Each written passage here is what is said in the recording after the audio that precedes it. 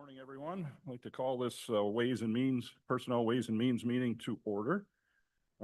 Before we approve minutes, I would just like to give a quick update on Commissioner Daly. I spoke with him yesterday. He gave me permission to give an update.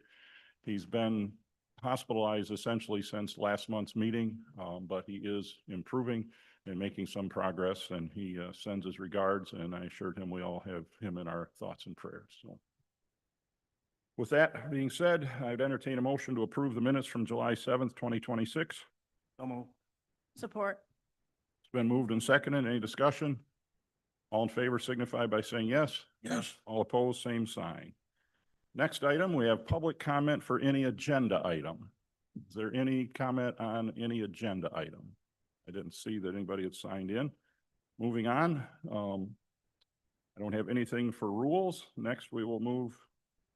Oh, I didn't check. Do we have any board appointments? No. I didn't think so. Personnel business. I'd ask Administrator Murphy to bring us up to date on employment changes, please. Sure. The employment changes are in your report. This is a smaller report, but as of July 31st, you can see we've had a couple new hires and a number of individuals who have terminated from the departments. And if you have any questions, I will try to answer those. Any questions? Seeing none, likewise, let's review the employee anniversaries. The employees' anniversaries for August, I want to point out a few things here. Joanne Spade, who I think most of us know, she works with Circuit Court. She is celebrating her 46th year with the county. Wow. A lot of years. I also want to point out Commissioner Tillotson. He has been with the county now for 29 years. And then I'm going to point out, I do want to point out a couple people from my office in particular. Paul Gilbert, he is our accounts payable coordinator. He has been with us for 6 years. And Carissa Zubke, she is with the administrator's office and she is celebrating 3 years with the county now. So that is my report on the work anniversaries. Any other comments or questions before we move on? Seeing none, is there any other personnel business? Seeing none, I'd ask Administrator Murphy to brief us on the reclassification of the nutrition director and cook 3. You have before you today a request to reclassify a nutrition director and a cook 3 for the Department on Aging. We also have the Department Aging Director, Carrie Robatero, here today. I'm going to go over this at a high level and then offer her to come in and offer up any other suggestions or information that she would like. In our kitchen that we have over at Morris Spear Campus, we originally set it up with Morris Spear Campus having a nutrition director, the Department of Aging have a nutrition director. And since then, and through people coming and going, staffing coming and going, we've recognized, or I should say, Mr. Weaver and Mr. Robatero have recognized that creating a more strict chain of command would actually help the operation substantially. So what they're recommending is to eliminate the nutrition director for Morris Spear Campus. And those responsibilities would then be absorbed into the nutrition director and the cook 3 positions for Department on Aging. If we were to do this, those responsibilities would cause these positions to most likely be warranted to have a pay grade change. And so the recommendation is to have the pay grade change for the nutrition director for Department on Aging going from 7530 to 7535. And you may say, well, what does that mean in dollars and cents? Because those numbers mean nothing to me. What that means is the nutrition director, the 7530 range is $43,500 to $50,000 annually. And the proposed new rate would go from $49,000 to $56,000 annually. And then this person would be somewhere on that scale.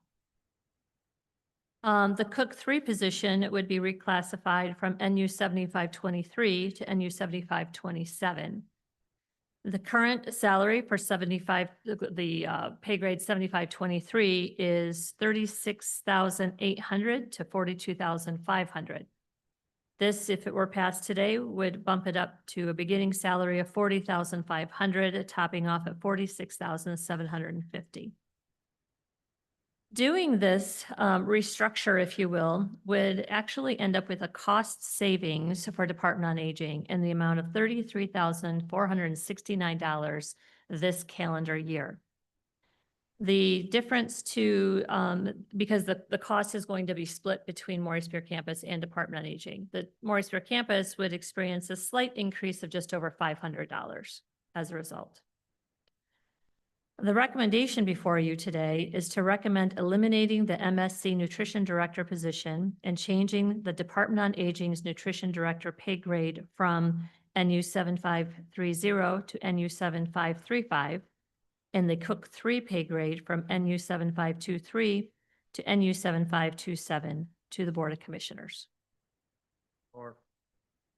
Just so I understand this clearly, it looks like there's a net cost savings of about 30,000 and change. Is that? To the, yes, to the Department on Aging. And keep in mind, the Department on Aging is not a general fund department. They operate based on their millage and a number of grants. Commissioner Collins? Can I assume then the savings would be an annual savings? There would be Carrie, do you want to come in and talk about what your restructure a little bit more? Sure. To answer your question, Commissioner Collins, there will be an annual savings. Clearly, the Department on Aging would save half because we're going from paying two different individuals to one individual in essence. But the numbers that we have here are just for the remainder of this fiscal year because we operate a little bit differently. So we just took a window of time that we could agree on. Any other questions? Okay, thank you, Carrie. There's no other discussion. All in favor signify by saying yes. Yes. All opposed, same sign. Thank you. Administrator Murphy, if you bring us up to date on the finance reports. All right, I am going to go through the finance reports in just a little bit more detail with today than what I have been. Part of it is because tomorrow you will be receiving the audit report, and I want to kind of go into it and get you ready for that. When we look at the general fund income statement, the first thing we look at is the revenue. And on the second page, I want to bring to your attention the 101-301, which is the sheriff's office. You're going to see that they right now are showing, or as of July 23rd, when this report was run, they are showing an excess to date of revenue of about $166,000, meaning they've received that much more revenue than what was budgeted. The reason for that is because of the public safety revenue sharing that has come in. And so that is getting ready to be allocated out to where it belongs. But I wanted to point that out in case you're wondering why the sheriff's office received more revenue than what was budgeted. So to date, or as of, I should say, July 23rd, our year-to-date revenues are just over 9.8 million. That's about 23% of the budget. And it's just slightly under where we were last year at this time. If you look at the general fund expenditures, I'm going to take you all the way to the last page of the general fund income statement report. And those expenditures year to date are at about $23,700, which is 55% of the budget, which is about where we would expect us to be at the end of July. And the prior year, we were at about $22,700,000. So about $1 million difference between last year and this year in our expenditures year to date for general fund. Just a reminder that the revenue is going to start coming in from property taxes, which is one of our larger revenue sources within the next couple of months. So you're going to start seeing those revenue numbers shift. Moving on to the fund equity changes report. So these are all the different funds that the board is responsible for. I just indicated that we are seeing year-to-date revenues of just over 9.8 million in general fund with year-to-date expenditures of $23.7 million. As we move into our special revenue funds, the first one I want to point out is Fund 228, the adult treatment or the adult drug treatment program. You're going to see in this report a deficit over to the far right of about $19 million. As of today, that deficit is actually about $58,000. The reason for that is we are waiting for grant funds to come in the amount of $142,000. So as soon as those funds come in, you'll start seeing that change also. If you go down to Fund 251, the drain, you're going to see a deficit right now of almost $400,000. That was as of July 23rd. The reason that's showing that is because there were some big projects that were undertaken, and so the expenditures were front-loaded, and they're waiting for the revenues to come in to reimburse back for that project. As of today, that amount has gone down to 253,000. So that money is coming in to replenish that fund. Moving on to Fund 263, the Marine Law Enforcement Division. You can see that currently, or as of July 23rd, it was running a deficit of just over 13,000. That deficit has increased slightly. And this is because we apparently are not going to be receiving some of the funding that we had thought we were going to receive through grants. So this we're monitoring because there may be a need to do a year-end general fund transfer. So we'll keep you updated on that. Fund 266, law enforcement. This one shows a deficit of just over $18,500. What we've got there is we may or may not really have a deficit there. Some funding has come in from NCOLS, and so they're in the process of doing the journal entries to make sure it's appropriated to all the right divisions in the fund. So we're waiting to see what that looks like. And under 286, Veterans Service, that one is currently showing a deficit of just over $8,000. And again, we're waiting for reimbursement from the state for the grant for the Veterans Affairs Office. So I wanted to point all those out in case you're wondering why some of them look like they had deficits. In most cases, we're waiting for funding to come in from the state. So a total for all your special revenue funds right now show year-to-date revenues of just over 15.5 million with year-to-date expenditures of almost 18.5 million. Moving on to the debt service funds. These include your special assessment districts, and all of your other governmental funds. For a totality of all of these funds, we have 32,800,000 in revenues against 47,800,000 in expenditures. As you move on to your proprietary funds, these are more of your business-like funds. We are showing currently revenues of 15,763,000 against expenditures of 14,632,000. So grand total for all funds that the county is responsible for, year-to-date revenues are $48 million, and year-to-date expenditures are $62 million, for a total fund balance of just over $95 million. I will try to answer any questions that you may have. Any questions for Administrator Murphy? Thank you, Kim. Moving on, the next item of business is, you may recall in June, we issued an RFP for space utilization study for a number of our structures, actually, to take a look at how we would make some possible future changes. We've received 3 proposals from 3 entities using our internal scoring mechanism that was placed in the RFP. We see that the Collaborative, who the county has experience with, scored 75, Avonmarsh received 90, and an entity from out of state, Wise Business Plans, had a score of 50. There's a recommendation that we move forward with the proposal from Avonmarsh Consultants to perform a comprehensive facility space utilization and departmental location assessment in the amount of $34,350 and to authorize the associated budget adjustments. Do I have a motion to that effect? So moved. Been moved and supported. Discussion. Seeing none, all in favor signify by saying yes. Yes. All opposed, same sign. Matter advances. Next, we'd ask Mr. Anderson to come forward. You've seen a proposal from him for potential purchase of the Tecumseh product site. I've asked Mr. Anderson to limit his comments to 5 minutes, and then we'll have some discussion. So the floor is yours, sir. Mic on. Turn the mic on. Sorry about that. Thanks for allowing me to come in and, answer some questions that you may have.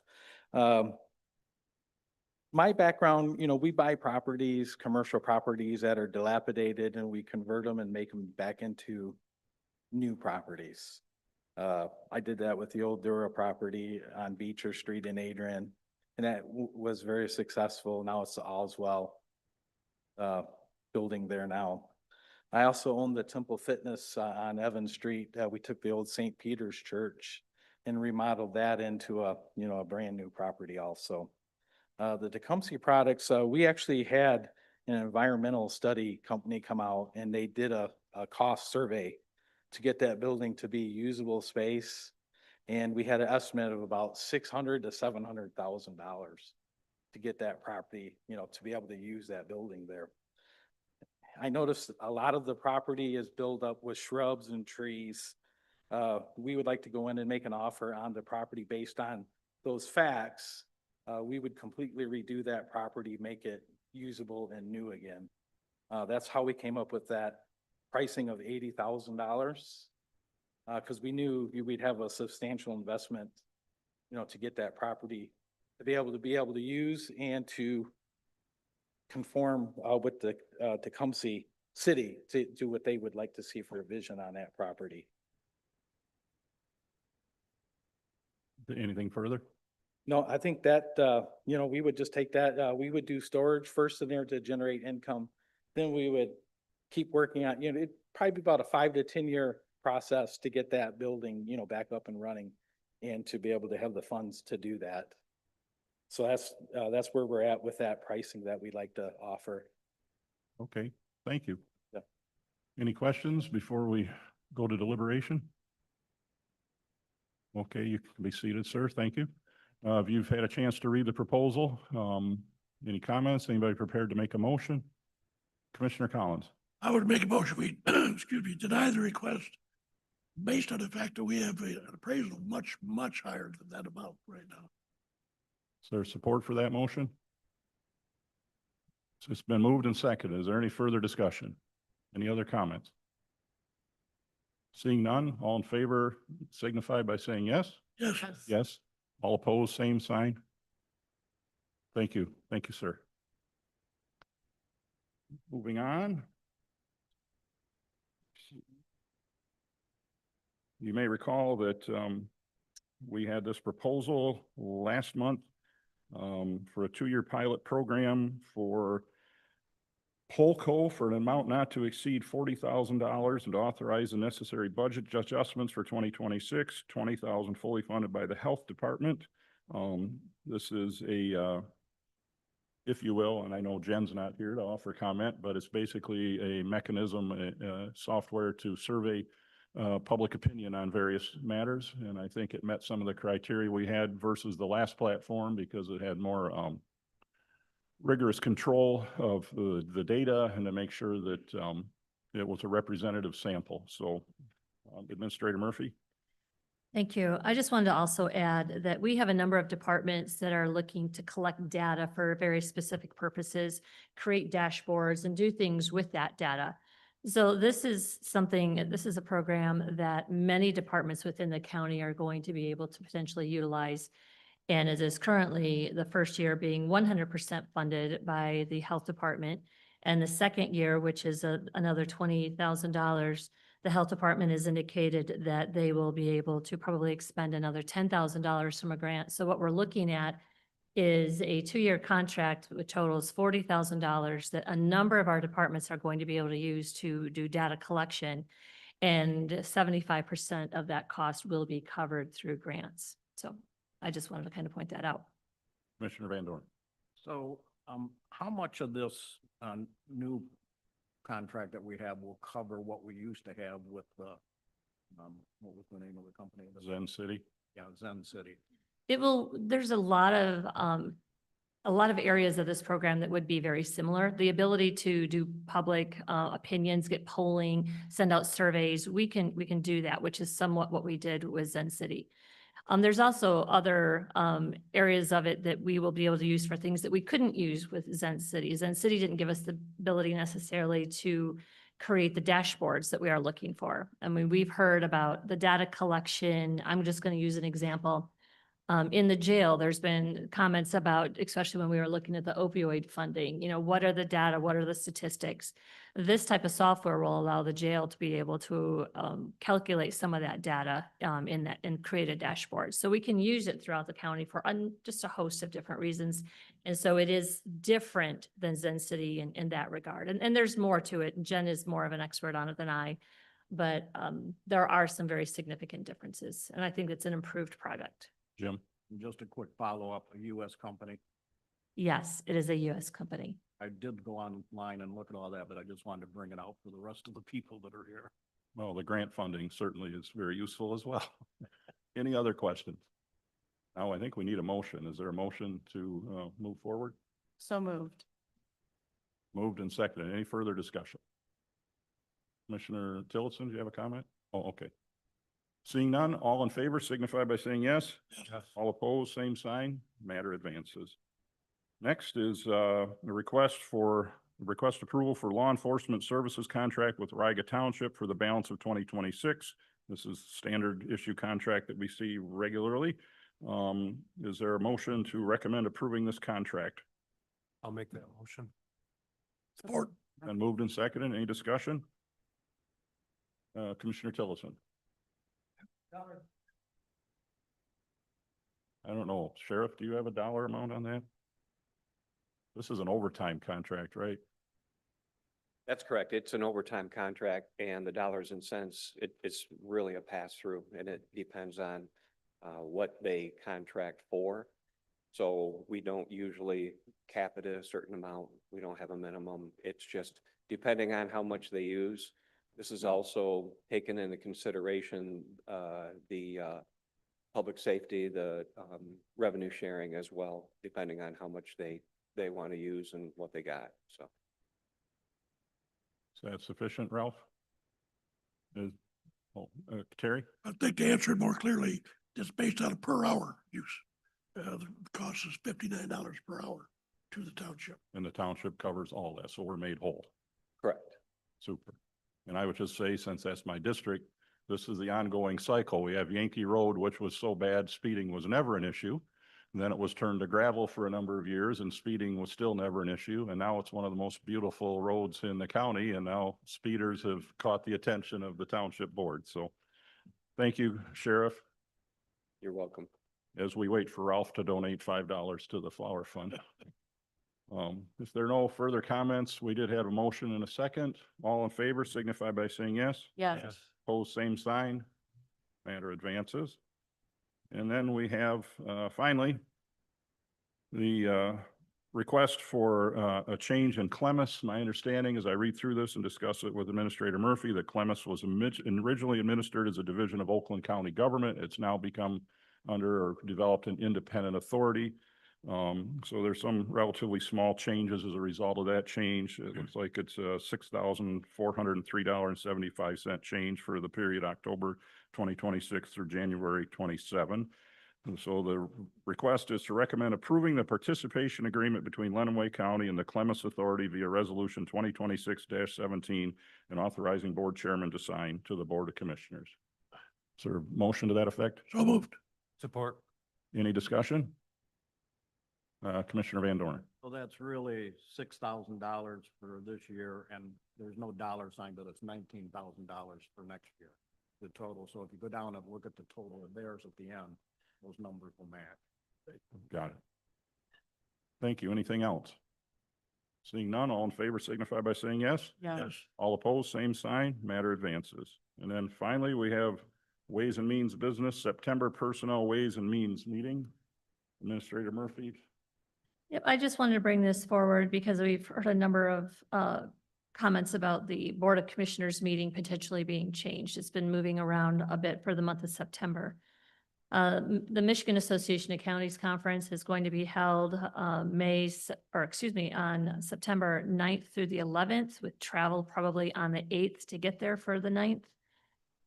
The current Personnel Ways and Means meeting is scheduled for September 8th. And so there is a consideration on whether the board would want to move this to September 15th, which is the very next Tuesday. I do believe tomorrow there is going to be a consideration as to whether you would like to move the BOC meeting to the 16th of September. What's the board's pleasure? Any thoughts, any comments? I intend to, Whatever. sorry, I can do whatever you guys need. I intend to be at the conference, so I would move to, move the Ways and Means meeting to the 15th, What's the date again? Sorry, 15th of October. 15th, September 15th. Okay, and Ralph supported that. Any other discussion? Okay, all in favor signify by saying yes. Yeah. Opposed, same sign. Terry, Just for clarification, what time? Excuse me, that's tomorrow, never mind. I got lost. okay. Yeah, the Ways and Means meeting will be at the same time on the 15th. Anything- BOC meeting. Anything further on this topic? Are there any additional items for the consent agenda? Is there any public comment on any non-agenda item or any item for that matter? Seeing none, is there any commissioner comment? Seeing none, I'd entertain a motion to adjourn. So moved.